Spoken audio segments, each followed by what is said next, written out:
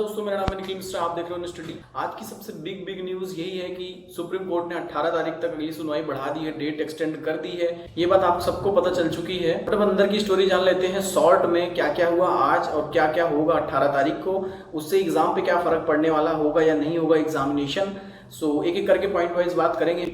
सबसे बड़ी बात यही है कि डेट क्यों एक्सटेंड करना पड़ा, आज फैसला क्यों नहीं सुनाया गया, क्या क्या रीजंस थे। पहला रीजन जो था वो सबसे पहला जिसका जवाब यूजीसी के पास नहीं था वो ये है, डिजास्टर मैनेजमेंट एक्ट 2005 के तहत अंडर सेक्शन 6 में एक प्रोविजन है कि prevention of disaster for mitigation, है ना।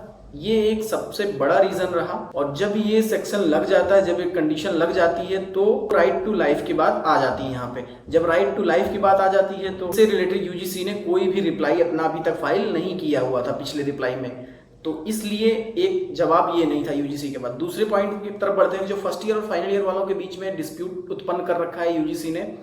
ये जो पार्शियलिटी है कि फर्स्ट ईयर वाले प्रमोट हो रहे हैं, सेकंड ईयर वाले प्रमोट हो रहे हैं, बट फाइनल ईयर वाले प्रमोट नहीं हो रहे हैं। और रीजन क्या दिया जा रहा है, क्वालिटी ऑफ एजुकेशन। बट अगर उसको प्रमोट कर रहे हो तो आप थर्ड ईयर वालों को, फाइनल ईयर वालों को क्यों नहीं कर रहे हो। दिस इज द पार्शियलिटी, है ना।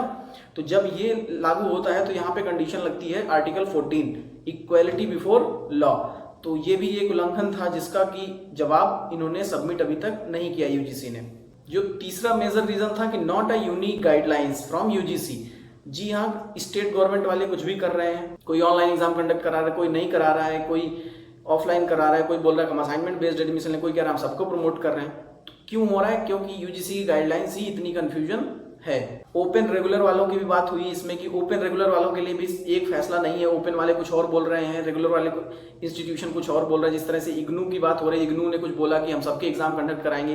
प्रमोशन को लेके चर्चा हुई कि 70-30 पे कोई कर रहा है, कोई 30-70 पे कर रहा है, कोई 50-50 पे प्रमोशन कर रहा है इतने मार्क्स के अकॉर्डिंग। तो ये भी कंफ्यूजन उत्पन्न करता है इंस्टीट्यूशन में। एंड प्रोफेशनल कोर्सेज को अलग से क्लियर नहीं किया गया है बाय द यूजीसी कि प्रोफेशनल कोर्स के अंतर्गत कौन कौन आता है। जिस तरह से दिल्ली ने बीटीसी और बीएड वालों को प्रमोट किया है, दिल्ली गवर्नमेंट ने, बट अदर गवर्नमेंट में बीटीसी और बीएड वालों की डेट शीट आ चुकी है कि सितंबर में एग्जाम है। तो ये क्या है कि प्रोफेशनल कोर्स के अंतर्गत क्या वो नहीं आते। इन सब पे क्वेश्चन उठाया गया, तो इन सब का जवाब यूजीसी के पास नहीं था। जब इन सब क्वेश्चन का जवाब यूजीसी के पास नहीं था तो यूजीसी ने टाइम मांगा तो उनको दिया गया। टाइम क्यों दिया गया, क्योंकि आप सभी को पता है यूजीसी, एचआरडी, सेंट्रल गवर्नमेंट और वो वाला कोर्ट है, सभी दोस्त हैं, आप सभी को पता है। सो इसलिए 18 तक डेट बढ़ गई है, इसलिए उनको 18 तारीख तक टाइम दिया गया है, 4 दिन का। फिर अभी डेट और बढ़ेगी, आप सभी टेंशन मत लीजिए। अभी इतनी आसानी से फैसला नहीं आएगा। क्यों नहीं आएगा ये भी बताऊंगा मैं। उसके बाद कुछ अच्छी चीजें हुई। हियरिंग तो ये हो गई कि ये रीजंस थे इसलिए डेट बढ़ा दी गई। उसके बाद कुछ हाइलाइट्स है डॉक्टर श्याम दीवान जी ने सबमिट किया। पहली चीज उन्होंने बताया कि हॉस्टल्स, इंस्टीट्यूशंस एंड जो भी चीजें थी ये इनको 31 जुलाई तक क्वारंटीन सेंटर बनाया गया था। एक्सेस नहीं था स्टूडेंट्स का कि ना आ सकते थे ना जा सकते थे, इसलिए उनका मटेरियल वगैरह वहीं रह गया, ना क्लासेस हुई ना कुछ हुआ। मटेरियल भी उनका हॉस्टल्स में रखा रहा। बात काफी सारी चीजें हुई। दूसरा पॉइंट हाईलाइट किया गया कि मिनिस्ट्री ऑफ होम अफेयर्स ने 31 अगस्त तक सभी स्कूल, कॉलेजेस, सिनेमाज ये सारी चीजें बंद कर रखी है। बट कुछ स्टेट गवर्नमेंट्स ने इंट्रेंस एग्जाम कराए। इंट्रेंस एग्जाम की बात कर रहा हूं मैं यहाँ पे। इंट्रेंस एग्जाम कंडक्ट कराए जो कि वायलेट करता है इनके गाइडलाइंस को।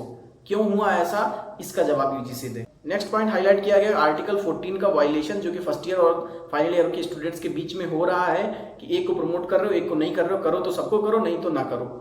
अब 18 तारीख तक डेट बढ़ चुकी है, बट अभी क्या है, एक ही केस चल रहा है और उसी के इंतजार में सभी लटके पड़े हैं।